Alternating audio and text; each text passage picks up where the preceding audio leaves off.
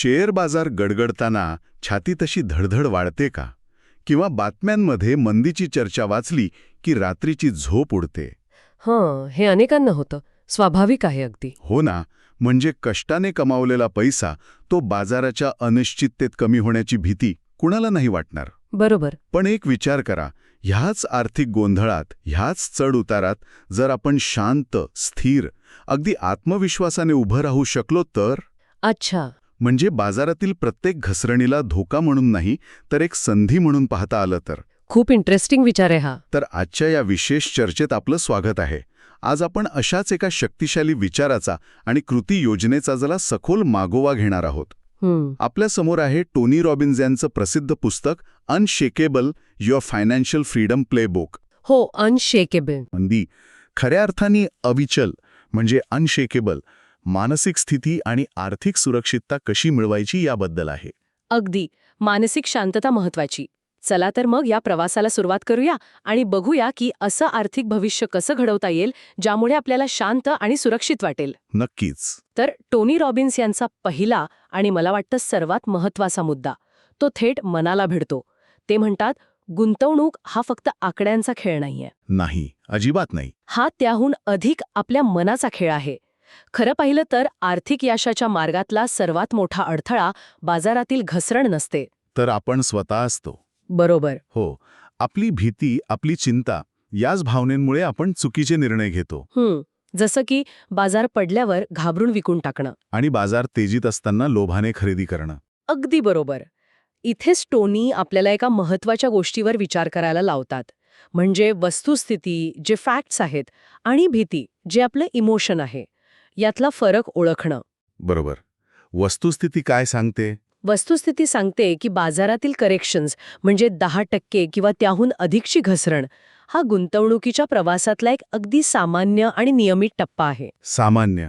किती सामान्य? आकडेवारी बघितली तर सरासरी वर्षातून एकदा तरी असं घडतं. वर्षातून एकदा? हो. आणि बेअर मार्केट म्हणजे 20% किंवा त्याहून अधिक मोठी घसरण ते तुलनेने कमी वेळा येतात, पण तेही अटळ आहेत. म्हणजे हे गुंतवणुकीच्या नैसर्गिक चक्राचे भाग आहेत, जसे ऋतू बदलतात तसे. पण आपली भीती काय करते? ती काही वेगळंच सांगते, नाही का? अगदी. भीती आपल्याला ओरडून सांगते, अरे देवा, यावेळी परिस्थिती खूप वेगळी आहे, सगळं काही कोसळणार आहे. आत्ताच्या आत्ता बाहेर पडायला हवं, सगळं विकून टाकायला हवं. अशी एक पॅनिक रिॲक्शन येते, बरोबर? ही एक भावनिक प्रतिक्रिया आहे जी वस्तुस्थितीवर आधारित नाहीये. आणि इथेच एक अत्यंत महत्वाचं सत्य टोनी आपल्यासमोर ठेवतात. कोणतं? अमेरिकेच्या शेअर बाजाराच्या इतिहासाकडे पाहिलं तर प्रत्येक मोठ्या घसरणीनंतर, प्रत्येक बेअर मार्केटनंतर एक तेजीचं म्हणजे बुल मार्केट आलेलं आहे. प्रत्येक वेळी अपवाद नाही. बाजार तात्पुरता खाली येतो, पण अखेरीस तो सावरतो आणि नवीन उंची गाठतोच. हे खूप आश्वासक आहे खरं तर. याचा अर्थ काय होतो? जे गुंतवणूकदार घाबरून कमी किमतीत आपले शेअर्स किंवा मालमत्ता विकून टाकतात, तेच खरं नुकसान सोसतात. बरोबर. या उलट जे शांत राहतात, संयम ठेवतात किंवा अजून एक पाऊल पुढे जाऊन या घसरणीला चांगल्या गुंतवणुकीची संधी म्हणून पाहतात, तेच दीर्घकाळात यशस्वी होतात. हो, टोनी एक छान उदाहरण देतात यावर. सांगा ना. विचार करा, आपल्या आवडत्या ब्रँडच्या दुकानात जर 30% मोठी सवलत लागली असेल तर आपण काय करतो? घाबरून पळून जातो का? नाही, उलट आपण धावतो तिकडे. बरोबर. आपल्याला हव्या असलेल्या वस्तू स्वस्तात मिळवण्यासाठी धावतो. टोनी म्हणतात, गुंतवणुकीकडे पाहण्याचा आपला दृष्टिकोन नेमका असाच हवा. अच्छा.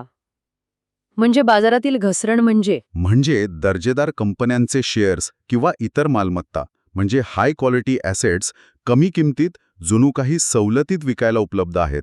Fire sale. क्या बात आहे. हा दृष्टिकोन खूप महत्वाचा आहे. म्हणजे अविचल बनण्याच्या प्रवासातली पहिली पायरी आहे. आपल्या भावनांवर, विशेषतः भीतीवर नियंत्रण मिळवणं आणि बाजाराच्या चढउतारांची वस्तुस्थिती स्वीकारणं. जसा हिवाळा येतो आणि जातो, तशीच बाजारातील मंदी येते आणि जाते. ती कायमची नसते. अगदी. ही मानसिकता रुजवणं गरजेचं आहे. बरोबर. ठीक आहे, मग एकदा का आपण या भावनिक वादळाला शांत करायला शिकलो, की मग पुढचं पाऊल काय? म्हणजे नक्की करायचं काय? हो. इथे टोनी रॉबिन्स आपल्याला एका ठोस कृती योजनेकडे घेऊन जातात. त्याला ते म्हणतात कोर 4 तत्व. कोर 4. हो. हे 4 साधी पण अत्यंत प्रभावी नियम आहेत. गंमत म्हणजे वॉरन बफे, रे डॅलिओ यांसारख्या जगातील दिग्गज गुंतवणूकदार कळत न कळत हेच वापरतात. अच्छा, तर काय आहेत हे 4 नियम? यातलं पहिलं आणि सर्वात मूलभूत तत्व आहे, पैसे गमावू नका. Don't lose money. हे तर अगदी उघड वाटतं, पण याचा अर्थ काय? हे ऐकायला सोपं वाटलं तरी याचा अर्थ खोल आहे. टोनी इथे सांगू इच्छितात की कोणतीही गुंतवणूक करण्यापूर्वी त्यातली जी जोखीम आहे ती नीट समजून घ्या.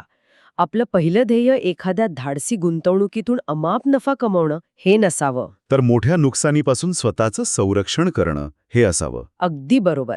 कारण दीर्घकालीन संपत्ती निर्मितीचं जे खरं रहस्य आहे म्हणजे चक्रवाढ व्याजाची जादू, द पॉवर ऑफ कंपाऊंडिंग, हो.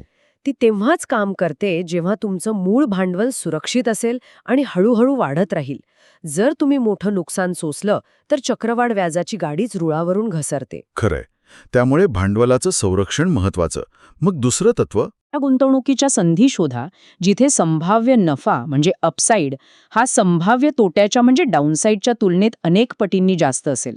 अच्छा, म्हणजे सोप्या भाषेत सांगायचं तर? सोप्या भाषेत 1 रुपयाची जोखीम पत्करून 5 रुपये किंवा त्याहून अधिक कमावण्याची संधी जिथे असेल तिथे लक्ष केंद्रित करा. आणि याउलट नाही, जिथे धोका जास्त आणि नफ्याची शक्यता कमी आहे. बरोबर. हे तत्व आपल्याला केवळ नफ्याकडे न पाहता जोखमीचाही तितकाच गांभीर्याने विचार करायला भाग पाडतं. त्यामुळे आपले निर्णय अधिक विचारपूर्वक होतात. सट्टेबाजी किंवा जुगारासारखे नाही. आपण संधीचं वजनमाप करून गुंतवणूक करतो. अगदी. आता तिसरं तत्व. हे असं आहे ज्याकडे अनेक जण सहज दुर्लक्ष करतात. कर कार्यक्षमता म्हणजे टॅक्स एफिशियन्सी आणि गुंतवणुकीवरील खर्च म्हणजे फीज यावर बारीक लक्ष ठेवा. हो, हे खरंय. फीज आणि टॅक्सेसकडे आपलं लक्षच जात नाही बऱ्याचदा. आणि टोनी रॉबिन्स यावर खूप जोर देतात. ते म्हणतात की आपण किती कमवतो यापेक्षा खर्च आणि कर वजा जाता आपल्या हातात किती उरतं हे जास्त महत्वाचं आहे. बरोबर. Net returns matter. हो. आणि हे शुल्क म्हणजे फीज आणि कर म्हणजे टॅक्सेस हे जणू काही आपल्या गुंतवणुकीला लागलेली वाळवी आहे. वाळवी? हो, जी शांतपणे आपल्या न कळत आपलं आर्थिक भविष्य पोफरत राहते. टोनी एक धक्कादायक उदाहरण देतात. सांगा ना. एखाद्या म्युच्युअल फंडवर आकारलं जाणारं वार्षिक 2% व्यवस्थापन शुल्क म्हणजे मॅनेजमेंट फी कदाचित आपल्याला फार मोठं वाटणार नाही. 2%? ठीक वाटतं ऐकायला. पण 30 वर्षांच्या दीर्घ कालावधीचा विचार केला तर हे 2% शुल्क तुमच्या संभाव्य परताव्याचा 50% जास्त हिस्सा गिळंकृत करू शकतं. अरे बापरे, अर्ध्याहून अधिक? हो, ही एक अदृश्य चोरी आहे जी अनेकांच्या लक्षातही येत नाही. विचार करा, चक्रवाढ व्याज जिथे तुमची संपत्ती वाढवायला मदत करतं, तिथे हे शुल्क आणि कर त्याच्या अगदी उलट काम करतात. मग यावर उपाय काय?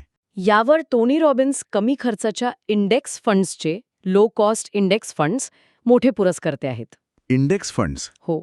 हे फंड बाजारातील प्रमुख निर्देशांकांना जसं अमेरिकेत S&P 500 किंवा भारतात निफ्टी 50, सेन्सेक्स यांना फक्त ट्रॅक करतात. यात कोणी फंड मॅनेजर सक्रियपणे शेअर्स निवडत नाही. अच्छा, म्हणजे त्यांचं व्यवस्थापन शुल्क अगदी कमी असतं. अगदी अत्यल्प. त्यामुळे आपले जास्त पैसे खऱ्या अर्थाने आपल्यासाठी काम करत राहतात, शुल्कात वाया जात नाहीत. हे खूप महत्वाचं आहे. आणि चौथं तत्व? आणि आता चौथं, अंतिम कोर 4 तत्व, विविधीकरण आणि मालमत्ता वाटप, डायव्हर्सिफिकेशन अँड ॲसेट ॲलोकेशन. हा तर गुंतवणुकीतला क्लासिक नियम आहे. Don't put all your eggs in one basket. बरोबर.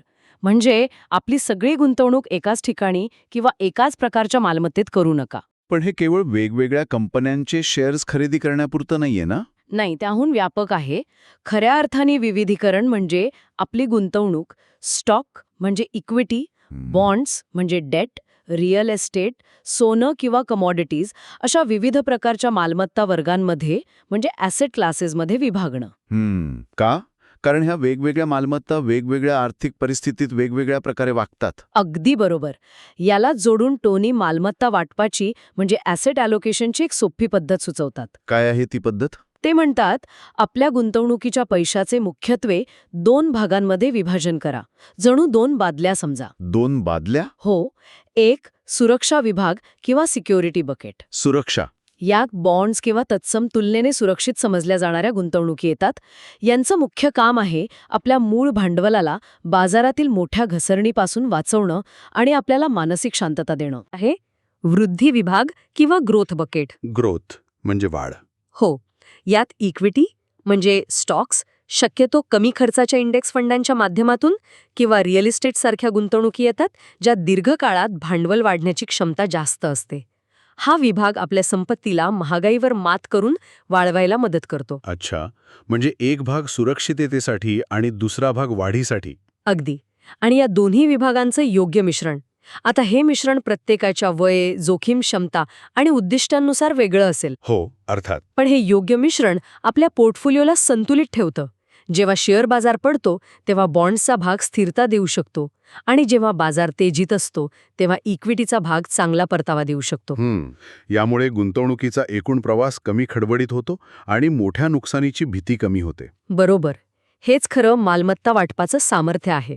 तर आपण गुंतवणुकीमागची योग्य मानसिकता पाहिली आणि कोर 4 तत्वांच्या माध्यमातून एक ठोस रणनीतीही समजून घेतली. पण एक महत्त्वाचा प्रश्न उरतोच, आपण हे सगळं करत का आहोत? हा कळीचा मुद्दा आहे. हो ना, या सगळ्या कष्टाचा, या शिस्तीचा अंतिम उद्देश काय आहे? इथेच टोनी रॉबिन्स आपल्याला पुस्तकाच्या गाभ्याकडे घेऊन जातात. ते सांगतात की पैसा हे ध्येय नाही, ते केवळ एक साधन आहे, एक टूल. साधन? कशासाठी? आपलं अंतिम ध्येय फक्त बँक खात्यात मोठी रक्कम जमा करणं हे नाही, तर खरं आर्थिक स्वातंत्र्य म्हणजे फायनान्शियल फ्रीडम मिळवणं आहे. आर्थिक स्वातंत्र्य म्हणजे काय नक्की? त्याचा अर्थ काय? स्वातंत्र्याचा अर्थ आहे अशी स्थिती गाठणं जिथे आपल्याला पैसे कमवण्यासाठी काम करावंच लागेल अशी सक्ती नसेल. अच्छा, म्हणजे काम करायचं नाही असं नाही. नाही, आपण काम करू, पण ते आवडीने, निवडीने, गरजेपुटी नाही. याचा अर्थ आहे की आपल्याकडे आपल्या कुटुंबाची उत्तम काळजी घेण्यासाठी, आपल्या आवडीच्या गोष्टी करण्यासाठी, जगाचा अनुभव घेण्यासाठी. आणि आपल्याला महत्त्वाच्या वाटणाऱ्या सामाजिक कार्यांमध्ये योगदान देण्यासाठी पुरेसे आर्थिक स्रोत उपलब्ध असणं. हे निवडीचं स्वातंत्र्य आहे, चॉईस. अगदी. अनशेकेबल हे पुस्तक केवळ बाजारातील वादळं कशी सहन करायची याबद्दल नाही, तर त्याही पुढे जाऊन अशी एक आर्थिक यंत्रणा कशी तयार करायची याबद्दल आहे. यंत्रणा? हो, जी आपण सक्रिय नसतानाही, अगदी झोपेत असतानाही आपल्यासाठी संपत्ती निर्माण करत राहील. पॅसिव्ह इन्कम म्हणतो ना आपण. हो, जेणेकरून आपण आपलं आयुष्य खऱ्या अर्थाने आपल्या अटींवर जगू शकू. बरोबर. हे पुस्तक भविष्याबद्दलची भीती घालवून भविष्यात काय काय सकारात्मक गोष्टी शक्य आहेत याची एक आशा आणि उत्सुकता निर्माण करतं. खरंय. हे केवळ आर्थिक नियोजन नाही, तर जीवन नियोजनाचा एक महत्त्वाचा भाग आहे. एकंदरीत आपण आत्तापर्यंतच्या चर्चेतील सर्वात महत्त्वाचे मुद्दे पुन्हा एकदा थोडक्यात पाहूया का? नक्कीच. म्हणजे श्रोत्यांच्या लक्षात राहील. हो. तर टोनी रॉबिन्स यांच्या अनशेकेबलमधून जर काही गोष्टी कायम लक्षात ठेवायच्या असतील तर त्या या आहेत. पहिलं म्हणजे आपला सर्वात मोठा शत्रू शेअर बाजार नाही, तर आपली भीती आणि आपल्या भावना आहेत. बरोबर. बाजारातील घसरण म्हणजे करेक्शन्स या सामान्य आहेत, अटळ आहेत आणि किंबहुना गुंतवणुकीसाठी आरोग्यदायी सुद्धा आहेत. त्यांना संकट म्हणून नका बघू, तर संधी म्हणून पहा. अगदी. दुसरं काय लक्षात ठेवायचं? एका साध्या पण सिद्ध झालेल्या योजनेला चिकटून राहा, कोर 4 तत्वांचं पालन करा. म्हणजे पहिलं, मोठं नुकसान टाळण्याला प्राधान्य द्या, डोंट लूज मनी. दुसरं, गुंतवणुकीत संभाव्य फायदा हा नेहमी जोखमीपेक्षा जास्त असावा, एसिमेट्रिकल रिस्क रिवॉर्ड. तिसरं, कमी खर्चाचे पर्याय जसे इंडेक्स फंड्स निवडून शुल्क आणि कर वाचवा, टॅक्स एफिशियन्सी. आणि चौथं, आपली गुंतवणूक वेगवेगळ्या मालमत्ता प्रकारांमध्ये विभागून ठेवा, डायव्हर्सिफिकेशन अँड ॲसेट ॲलोकेशन. आणि सर्वात महत्वाचं म्हणजे तिसरा मुद्दा, आपलं अंतिम ध्येय लक्षात ठेवा, आर्थिक स्वातंत्र्य. अगदी. हे सगळं आपण का करत आहोत? एका अशा आयुष्यासाठी जिथे आपल्याकडे पर्याय निवडण्याचं स्वातंत्र्य असेल, मानसिक शांतता असेल आणि आपलं जीवन आपल्या आवडीनुसार पूर्ण क्षमतेने जगण्याची संधी असेल. खरंच, हे पुस्तक आपल्याला एक आत्मविश्वास देतं की आर्थिक यश मिळवण्यासाठी काही वॉल स्ट्रीटचा पंडित किंवा अर्थतज्ञ असल्याची गरज नाहीये. अजिबात नाही. गरज आहे ती फक्त आपल्या भावनांवर नियंत्रण ठेवण्याची, गुंतवणुकीचे मूलभूत नियम समजून घेण्याची, एका चांगल्या योजनेला शिस्तीने चिकटून राहण्याची आणि सर्वात महत्त्वाचं म्हणजे संयम ठेवण्याची. बरोबर. सातत्य, कन्सिस्टन्सी ही यशाची गुरुकिल्ली आहे. आणि जर आपण हे करू शकलो तर आपण खऱ्या अर्थाने आर्थिक आणि मानसिकदृष्ट्या अविचल म्हणजे अनशेकेबल बनू शकतो. नक्कीच. जाता जाता एक विचार मनात येतो, कदाचित आपली सर्वात मौल्यवान मालमत्ता आपल्या पोर्टफोलिओमधील शेअर्स किंवा बॉन्ड्स नसून तर काय? या संपूर्ण आर्थिक प्रवासात आपण जी शिस्तबद्ध, शांत आणि तर्कसंगत विचार करण्याची क्षमता विकसित करतो तीच असावी. काय वाटतं? खूप छान विचार आहे हा. ती मानसिकता, तो संयम, तीच खरी संपत्ती आहे. तर मग श्रोत्यांसाठी एक प्रश्न. सध्या आपल्या आर्थिक नियोजनाचा किंवा गुंतवणुकीच्या दृष्टिकोनाचा कोणता पैलू आपल्याला सर्वात जास्त अस्थिर किंवा चिंताजनक वाटतो? आणि आजच्या चर्चेतून मिळालेल्या प्रेरणेने त्याला अधिक मजबूत करण्यासाठी आपण कोणतं एक छोटं पण ठोस पाऊल आज उचलू शकतो? विचार करण्यासारखा प्रश्न आहे. आजच्या या विचारमंथनात सहभागी झाल्याबद्दल धन्यवाद. धन्यवाद. आपलं अविचल आर्थिक भविष्य घडवण्यासाठी सज्ज व्हा. पुढच्या वेळी नक्की भेटूया.